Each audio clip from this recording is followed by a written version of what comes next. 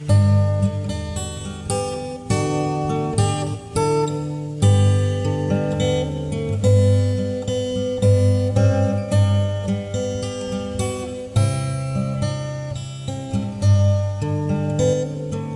Ibu Bapak Saudara terkasih dalam nama Tuhan kita Yesus. Semangat pagi. Bertemu kembali di channel Rio Nando Butar-Butar dalam khotbah 5 menit aja atau kelima untuk renungan harian. Renungan pada hari ini saya ambil dari kitab Ulangan pasal 8 ayat yang ke-7. Demikian kesaksian firman Tuhan. Sebab Tuhan Allahmu membawa engkau masuk ke dalam negeri yang baik, suatu negeri dengan sungai, mata air, dan danau, yang keluar dari lembah-lembah dan gunung-gunung. Tuhan akan menuntun umatnya.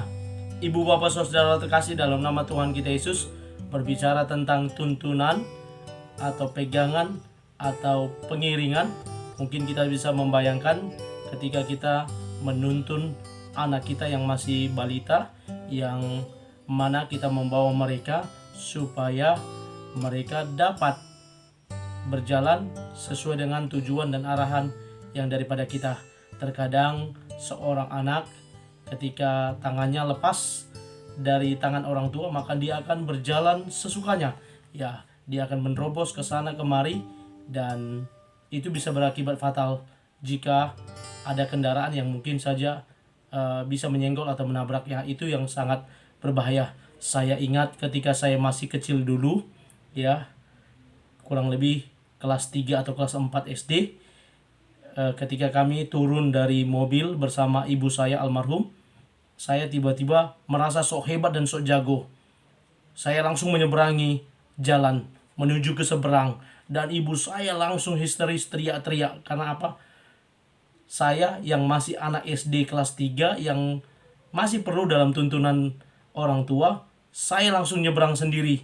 Dan yang menurut saya pada saat itu mobilnya kosong, tidak ada kiri kanan. Tetapi menurut orang tua itu tidak tepat, karena ada orang tua yang harus menuntun anaknya menyeberang ke sebelah sana. Dan saya dimarahi setelah ibu saya tersebut menemukan saya di seberang sana, bahkan sampai dicubit.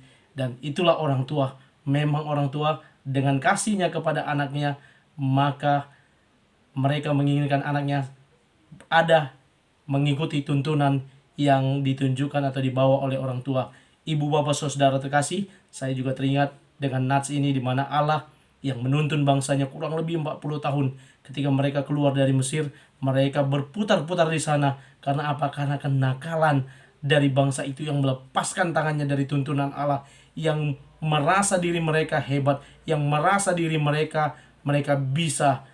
Namun sesungguhnya Allah tidak mau melepaskan tuntunannya daripada orang-orang Israel, umatnya. Dia tetap mengiring langkah mereka dengan tiang awan pada waktu siang dan tiang api pada waktu malam, agar mereka boleh tetap berjalan sampai ke tujuan dengan selamat sesuai dengan rencana Tuhan atas hidup mereka.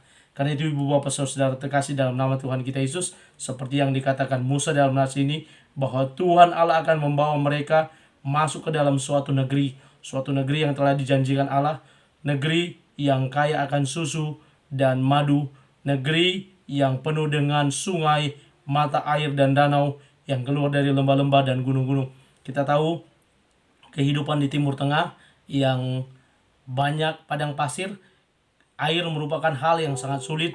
Namun dikatakan negeri yang dijanjikan Allah adalah negeri yang dengan sungai, dengan danau, dan mata air keluar dari lembah-lembah dan gunung-gunung. Luar biasa, Allah menyediakan kepada mereka suatu negeri yang memang sangat-sangat kaya akan sumber daya alam, dan mereka dapat menikmatinya. Sebagaimana mereka tidak bisa menikmati hal tersebut ketika mereka berada di Mesir, karena mereka berada di Mesir di bawah tekanan, di bawah intervensi dari orang-orang Mesir.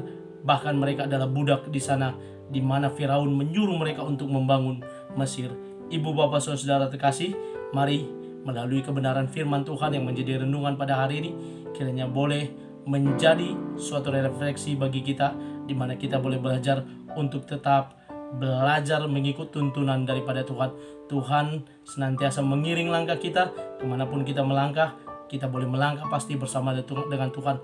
Ketika pada pagi hari ini kita bangun, kita mendengarkan renungan ini, dan biar renungan ini juga boleh menjadi rema bagi kita untuk menuntun hidup kita, sehingga ketika kita akan memulai hari ini, kita boleh memulai yang bersama dengan Tuhan, sehingga langkah kita pasti bersama dengan Tuhan. Selamat beraktivitas, Tuhan Yesus memberkati. Shalom.